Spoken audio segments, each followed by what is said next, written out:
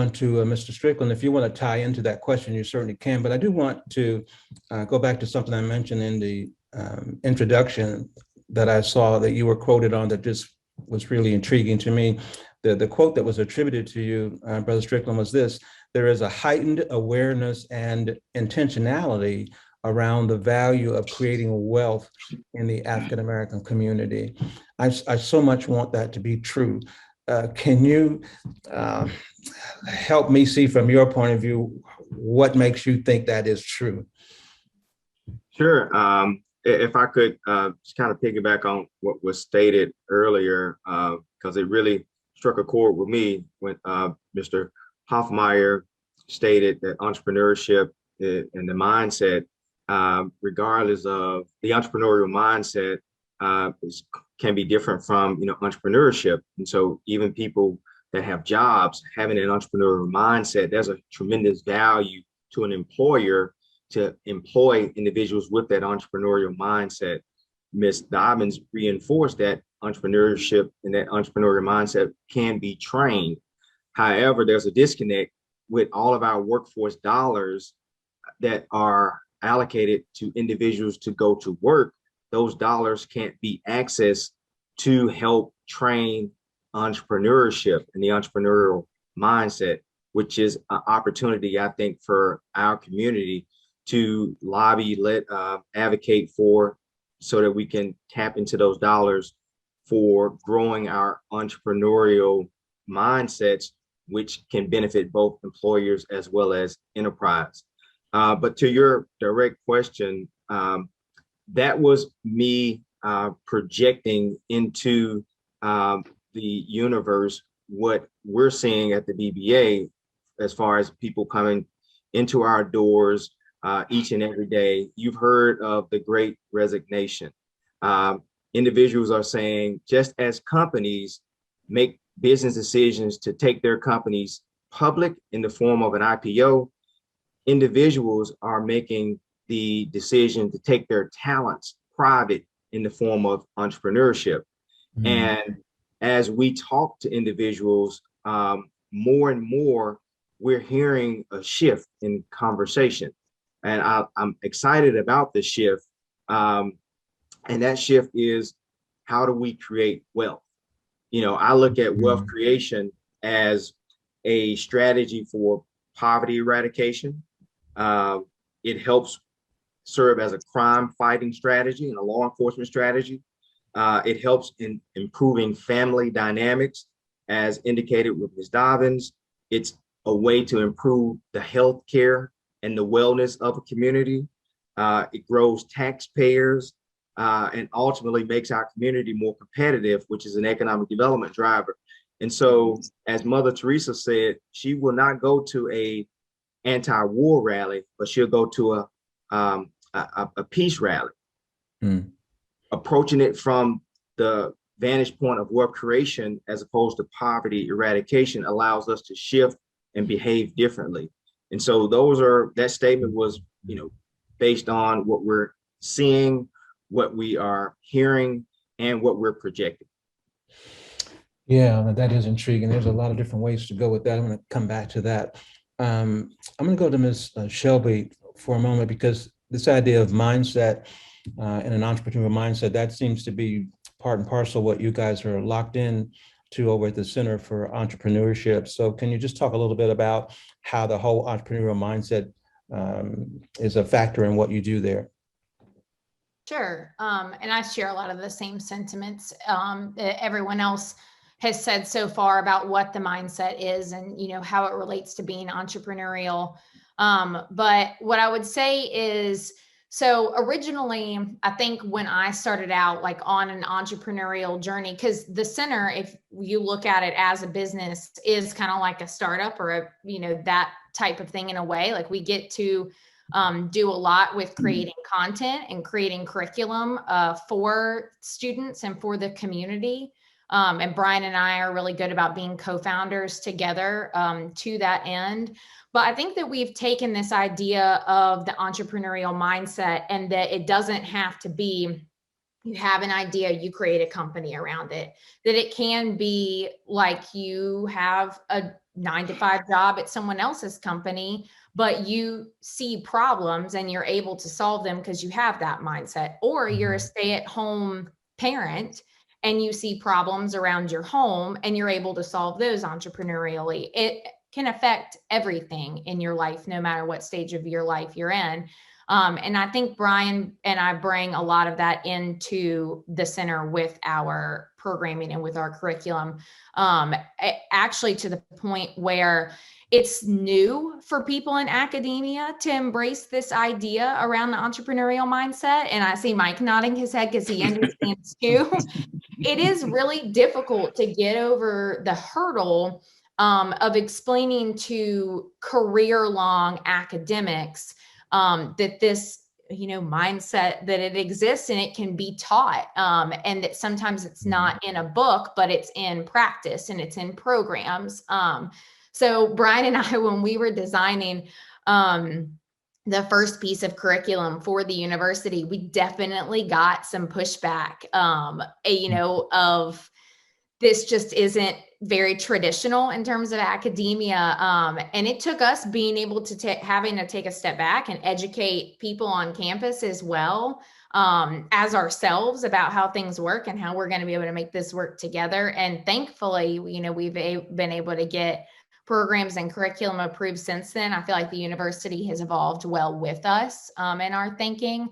But I hope that answers the question. But we really take the mindset and we try and plug it into everything, knowing that the end result is most of the time not going to be a fully formed business for these students. I got you.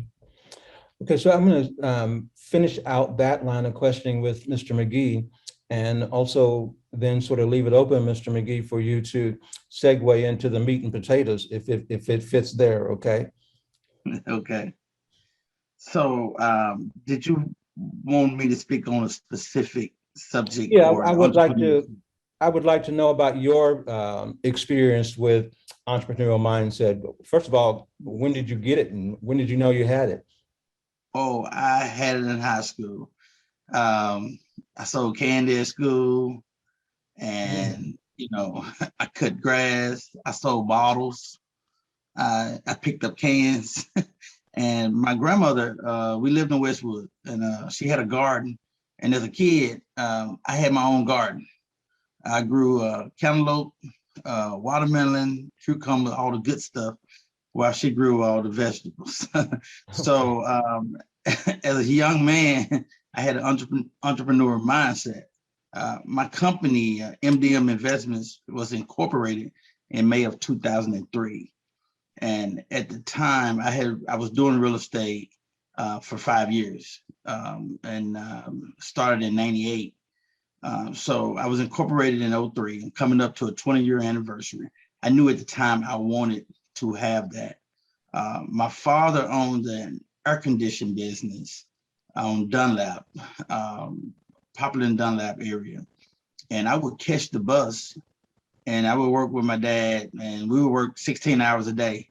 And, he would pay me $10, and I was just happy because we was cleaning our air conditioners, and, it was just exciting. That was a lot of money for me back then. So the work ethic and the mindset has been in me for a while. And what happens is you start compounding. And after a certain time, the compounding, you start to figure out, how can I exponentially grow this? And so you realize, so going back to real estate, when I started out buying houses and I started out doing loans, I could only get paid one time on a loan. So I said, well, I need to be able to get paid multiple times. So I started flipping houses and started buying houses to hold. And then I said, well, I started to see the shift going back in.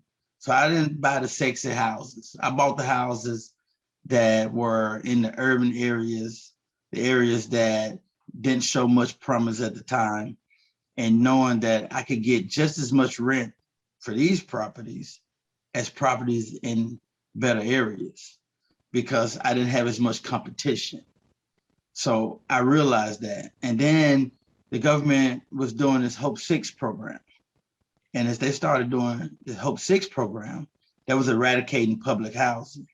Mhm. And as an avid reader of all the major newspapers in the city, the HUD secretary would come to Memphis and visit multiple times throughout the year, because Memphis was a model city for eradication of public housing when Robert Lipscomb was the head.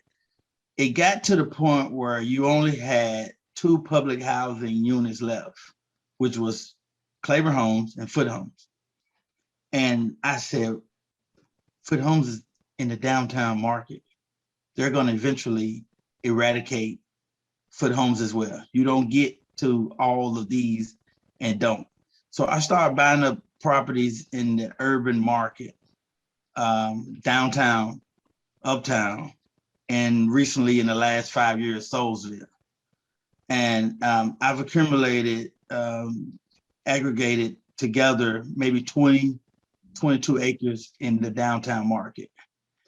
And that is a major feat, because my cost basis at the time was pennies on the dollar. So I had the foresight and had the discipline to hold on without making money, knowing that this would pay off. And so now Memphis is going through a great growth area, and this property has been accumulated, and we control it, and we're in the driver's seat. And as those monies are replenished and turned into dollars, we're going to provide funds for other people in other areas to give capital so that they can be successful as well. That's what my intent is. That's why I started buying in Soulsville. We've bought 8 buildings in Soulsville. We have the site of the Boss Ugly Bob's record store, on the site of the Black Medical College at Mississippi McLemore, which was a medical school. It has a historical marker. Boss Ugly Bob has a historical marker. The first Black hospital at 660 Williams Street that was affiliated with Mississippi Boulevard Church. We have some things working with that. And since the area was desolate for so long and underinvested in, now you have a situation where someone could come in on a blank slate and preserve the history as well. And it's near Lemoyne. So that's the part where we're going to go in and give back and create and have the synergy with that. So. Gotcha. So when I'm listening to you then, and sort of tying into some of the others, what I'm getting at this whole entrepreneurial mindset, obviously it is something that can be taught. Now, I understand it's new for a lot of people, but I do see sort of an agreement that it's something that can be taught.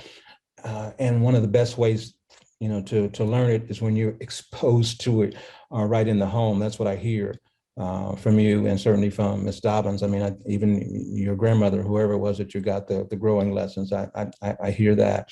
And so I want to pivot back a little bit to Ms. Alandis, tying into something that I heard Mr. Strickland say.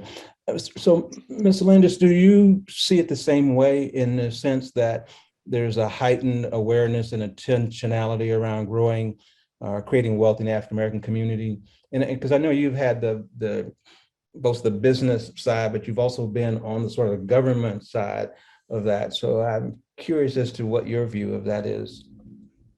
Yes, I actually do agree. There is a heightened sense, really basically primarily behind the killings that we witnessed of African-American, particularly African-American men nationally, kind of awakened something in our country.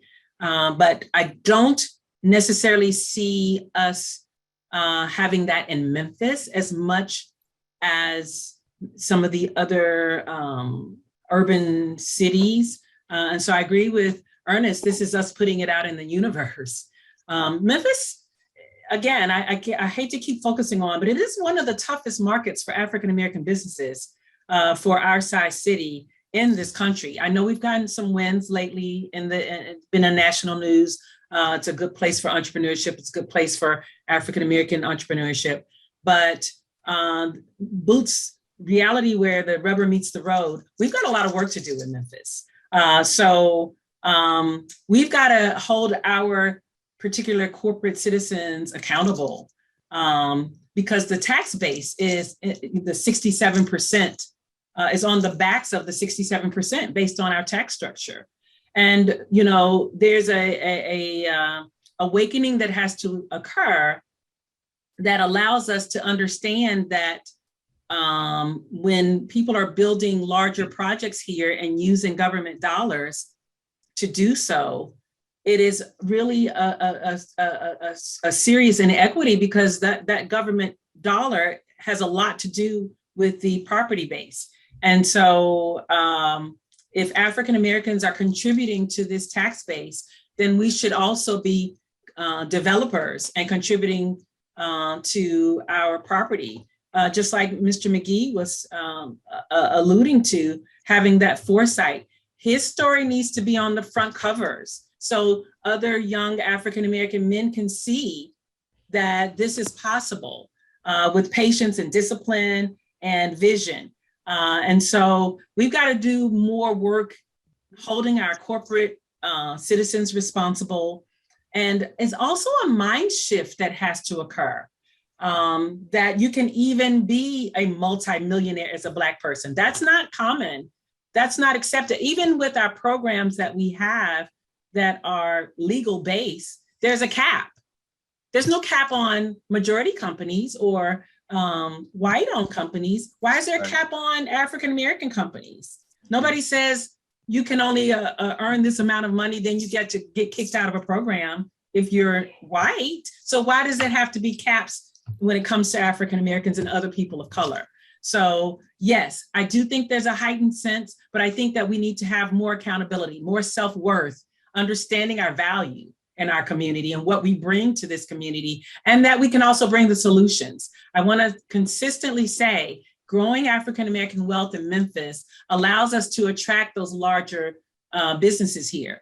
That, the crime is a major deterrent from anybody wanting to move their corporate headquarters here or come and start a small business. We have to find solutions for that. And work on our training and education and so on and so forth. So yes, it is better, but there's a lot more work to be done in my thought processes. Strickland, I saw you shaking your head. Did you want to get back in on that? No, I think. Go ahead, Mr. Strickland. Yeah, I think Alanda's is absolutely right. And you look at traditionally, I'm new in the space that I'm in, and so I see things from non-traditional perspective. And what I've witnessed is we've placed a lot of merit in activities as opposed to outcomes. Activity-based programming is easy. It's easy to host a workshop. It's easy to get 25 people and educate them on contracting 101. And that's counted as a measure that we tend to look at.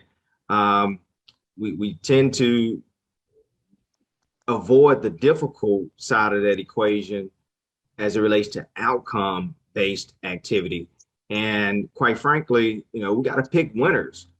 We need dollars to be innovative dollars, innovation type of dollars where we can, pick winners, companies that have the ability, grab their hand, connect them with that opportunity, and pick a winner. We've picked losers long enough, and so now we have to do something different in order to get a different outcome. And government will. I had a person tell me that, to Alanda's point, government, can't be involved or should be involved in equity-based programming. And my response was, Jim Crow was public policy. And so if government helped get us in this situation, government can't remove itself and say, this is not on our watch. I don't think government is the end all be all, but it can be a strong catalyst to get that 1-2 contract, that social proof, to be able to parlay that on the corporate side, as Ms. Dobbins spoke about. Brother McGee, you wanted to get in? Yes. So a lot of times what I see is companies get a contract. The margin on those contracts are so small that it does not give you a chance to accumulate wealth.